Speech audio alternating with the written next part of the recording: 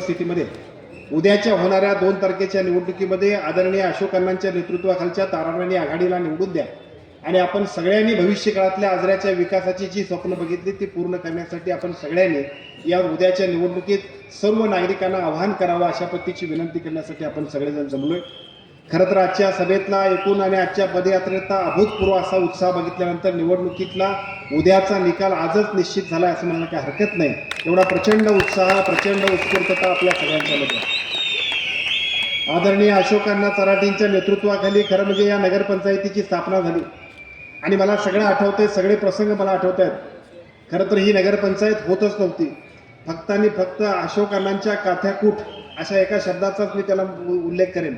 एवढा प्रचंड आग्रह मुख्यमंत्री देवेंद्र फडणवीस साहेब सुद्धा शेवटी मला म्हणत होते, सुरेश हळवणकर साहेब आणि आम्ही दोघं होतो, आम्हाला दोघांना म्हणाले, अरे कसं येणार, अगोदरच्या सगळ्या लोकांना अजून आम्ही सीओ देऊ शकत नाही, स्टाफ नाही. परंतु अण्णांचं एकच होतं, मला बाकीचं माहीत नाही, कुठल्याही परिस्थितीमध्ये आम्हाला सगळ्यांना नगरपंचायत पाहिजे. खरं तर त्यावेळेला पावसातला मगाशी विलास नाईक साहेब आपण किस्सा सांगितला, मग तो पावसातला किस्सा असेल. आदरणीय चंद्रकांत दादांच्याकडचा पाठलाग करता करता दादा सुद्धा चिडायचे, ह्या अशोकला काय कळत नाही, तुम्ही दोघं जण सांगा असं म्हणायचे. परंतु हे सगळं म्हणत असताना सुद्धा त्या काळामध्ये अशोक अण्णांच्यामुळंच आम्ही सगळ्यांनी प्रयत्न केले आणि महाराष्ट्राचे मुख्यमंत्री आदरणीय देवेंद्रजी फडणवीस साहेबांनी नगरपंचायतीची आपल्या सगळ्यांना मान्यता दिली. खरं तर नगरपंचायतीची मान्यता दिली आणि 10 वर्षातले प्रसंग आठवा. नगरपंचायत आणि ग्रामपंचायत, काही आता मगाशी सुद्धा भाषणात मी ऐकले की पूर्वीची ग्रामपंचायत बरी होती असं लोक म्हणतात. मी आपल्या सगळ्यांच्या जाहीर सगळ्यांच्या साक्षीने सांगू इच्छितो की गेल्या 5 वर्षांमध्ये नगरपंचायत झाल्यानंतर अशोक अण्णांच्या नेतृत्वाखाली जी विकास कामं झाली, मग ते पाण्याचं काम असेल, रस्त्यांचं काम असेल, घनकचरा प्रकल्पाचं काम असेल, दिव्याचं काम असेल, सगळी कामं जी झाली ती सगळीच्या सगळी कामं आपण करू शकलो. कारण आपली नगरपंचायत झाल्यामुळं नगर विकासचे सगळेच्या सगळे फंड्स आपल्याला मिळाले आणि म्हणूनच या शहराचा चेहरा मोहरा बदलण्यासाठी नगरपंचायत होणं आवश्यक होतं. ते नगरपंचायत करण्याचं अत्यंत महत्त्वपूर्ण अशा पद्धतीचं काम आदरणीय अशोक अण्णांच्या नेतृत्वाखाली झालं. केवळ एवढ्यावरती ते थांबले नाहीत, तर त्यानंतर सुद्धा सातत्यानं त्यांचा असणारा पाठलाग, चिकाटी, धावपळ, कधी कधी भांडण, आता सुद्धा सांगतात तसं कामासाठी सातत्यानं त्यांचा असणारा आग्रह. त्यांना कायदा माहीत नाही, त्यांना नियम माहीत नाही, काय समजते ते त्यांना माहीत नाही. हे झालं पाहिजे आणि ते माझ्या गावासाठी, माझ्या शहरासाठी, माझ्या तालुक्यासाठी झालं पाहिजे अशा पद्धतीचा आग्रह करून त्यांनी जी काही कामं केली.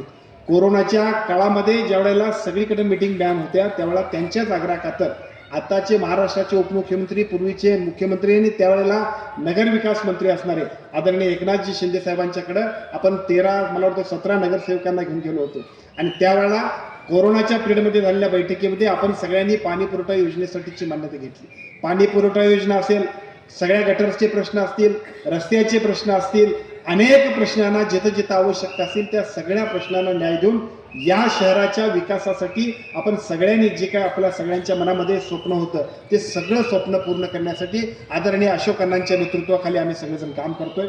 आणि मला आपल्या सगळ्यांना सांगायचं आहे, बऱ्याच वेळा असं होतंय की काही लोक म्हणतात अजून काम व्हायलाच नाही, आता हे काम असंच झालं. मला पहिल्यांदा आपल्या सगळ्यांना विचारायचं आहे की यापूर्वी काहीच होत नव्हतं, आता हे सगळं व्हायला लागले. याला कारण असतील तर फक्त आणि फक्त अशोकांना.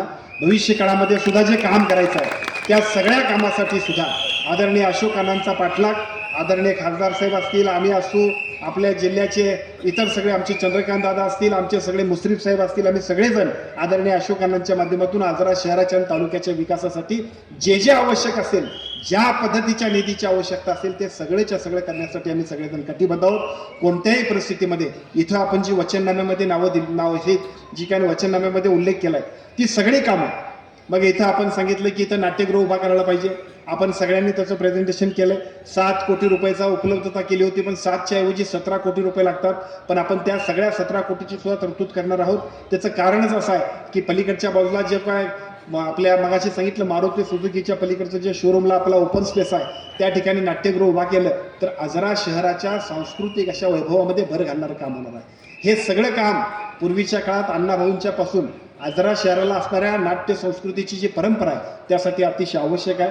भविष्य काळामध्ये या सगळ्या गोष्टींचं एक आजऱ्याच्या शहरामध्ये अतिशय चांगल्या पद्धतीनं एक वैभवात भर घालणारं काम आहे. त्यामुळे या कामासाठी सुद्धा आपला पाठलाग आणि आम्ही सगळेजण तुमच्यासोबत असल्यामुळे निश्चितपणाने हे काम होणार आहे. मुस्लिम समाजातले मुस्लिम बांधव येत आहेत, मला वाटतं निवडणुकीच्या पूर्वी सुद्धा संतोष आपण सगळेजण बसलो होतो आणि आपण सगळ्यांनी सुद्धा 2 कोटी रुपयाच्या सामाजिक सभागृहाची त्याच वेळा नियोजन, त्याच्या पैशाचं नियोजन आपण केलं होतं. मला असं वाटतं की अण्णा, आपण उद्याची निवडणूक यशस्वी झाल्यानंतर त्या समाजासाठी सुद्धा 2 कोटी रुपयाच्या निधीचं एक अत्यंत चांगल्या पद्धतीचं सामाजिक आणि सांस्कृतिक भवन उभा करण्यासाठी सुद्धा आपण त्या कामाची सुरुवात करूया. आपल्या सगळ्यांच्या एकूणच सगळ्या कामकाजामध्ये आपल्या सगळ्यांचं वैभव असणारं आजऱ्याचं रामतीर्थ, या आजऱ्याच्या रामतीर्थसाठी सुद्धा आपण सगळ्यांनी यापूर्वी 2 कोटी रुपयाचा निधी लावलाय. तो 2 कोटी रुपयाच्या निधीबरोबर अजूनही निधी लावायला लागला तर तो सगळ्याच्या सगळा पत्रकार निधी आपल्याला लावायचा आहे. पण तो निधी लावण्यापाठीमागचं कारण असं आहे, आजरा आंबोली ते गोव्यापर्यंत जाणाऱ्या रस्त्यावरती रामतीर्थला जर आपण डेव्हलप केलं, अगदी काल नितेश राणेंनी सुद्धा एक पूल केलाय की जो काचेचा पूल आहे, त्याच्यापेक्षा सुंदर अशा पद्धतीचा पूल आपण रामतीर्थवर करू शकतोय. त्या सगळ्या कामाच्या माध्यमातून येणारं सर्पनालाचं पाणी, त्यामुळे आता धबधबा प्रवाहित राहतोय आणि तिथून काचेचा पूल केला की निश्चितपणानं हे सगळं काम आपल्या सगळ्या आजरेकरांच्या एकूणच पर्यटनाच्या दृष्टीने सुद्धा अतिशय आवश्यक आहे. हे सगळं काम आपण सगळेजण करणार आहोत. पण हे सगळं काम जरी करायचं असलं तरी त्या पाठीमागं पाठलाग करणारा, धावपळीनं धडपडीनं चिकाटीनं आम्हा सगळ्यांना सुद्धा काठी घेऊन आमच्या पाठीमागं उभा राहणारा माणूस जर कोण असतील तर ते अशोकांना आहेत. आणि म्हणून माझी आपल्या सर्वांना विनंती आहे, या निवडणुकीमध्ये वेगवेगळ्या पद्धतीच्या युत्या आघाड्या झालेल्या आहेत. हरकत नाही, निवडणूक आहे म्हटल्यानंतर प्रत्येकजण आपली भूमिका मांडतील, ते प्रत्येकजण सगळीकडे जातील.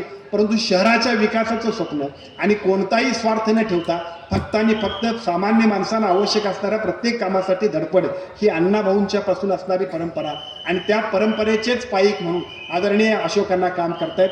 मला असं वाटतं की या सगळ्यासाठी तुमची आणि माझी जबाबदारी आहे की आता अण्णांच्या पाठीमागे आपण राहायचं, ताकदीनं आणि शक्तीनं शिट्टी वाजवण्यासाठी महादेवराव माडिक आप्पांना बोलवून या ठिकाणी आपण सगळ्यांनी ही निवडणूक यशस्वी करायची. या सगळ्या गोष्टींसाठी उद्याच्या 2 तारखेपर्यंत अनेक पद्धतीच्या होणाऱ्या सगळ्या वेगवेगळ्या पद्धतीच्या उलट्या सुलट्या अशा पद्धतीच्या मतप्रवाहानं, वेगवेगळ्या पद्धतीच्या आरोप प्रत्यारोपांना सुद्धा आपण बाजूला ठेवूया आणि केवळ विकासाचं, आजरा शहराच्या विकासाचं स्वप्न बघणाऱ्या आणि त्याबरोबर आपल्या सर्वांना अतिशय चांगल्या पद्धतीने साथ देणाऱ्या आपल्या अशोक अण्णांच्या पाठीमागं आपण सगळेजण ताकदीनं आणि शक्तीनं राहूया अशा पद्धतीची विनंती करतो. आबूबाईने अतिशय चांगल्या पद्धतीचा निर्णय घेतलाय, मनसेनं अतिशय चांगल्या पद्धतीचा निर्णय घेतलाय, इथं व्यासपीठावर असणाऱ्या आमच्या विजूभाऊपासून शिवसेनेच्या पदाधिकाऱ्यांनी अतिशय चांगल्या पद्धतीचा निर्णय घेतलाय. मुस्लिम समाजाच्या आमच्या सगळ्या संघटनांनी, रशीदभाई आपल्यापासून ते सगळ्या मंडळींनी अतिशय चांगल्या पद्धतीचा निर्णय घेतलाय. प्रत्येक समाज आपल्याबरोबर आहे, त्या सगळ्या समाजाची जबाबदारी सुद्धा अण्णांच्या माध्यमातून तुम्ही आमच्यावरती सोडा. मी तुम्हाला सांगतो की आता मी पालकमंत्री आहे आणि मी पालकमंत्री जरी असलो तरी या शहरातल्या प्रत्येक नागरिकाच्या ज्या ज्या प्रश्नांना आम्ही सगळ्यांनी न्याय द्यायला पाहिजे, तो न्याय देण्यासाठी अशोक अण्णांच्या बरोबर खांद्याला खांदा लावून काम करून याची जबाबदारी ही माझी असल्यामुळं प्रत्येक समाज की ज्या समाजाला ज्या ज्या गोष्टींची आपण सगळ्यांनी निवडणुकीच्या निमित्तानं आपण जे काही शब्द दिले असतील अण्णा, त्या सगळ्या शब्दांची पूर्तता करण्यासाठी तुम्ही आणि मी ताकदीनं आणि शक्तीनं काम करूया.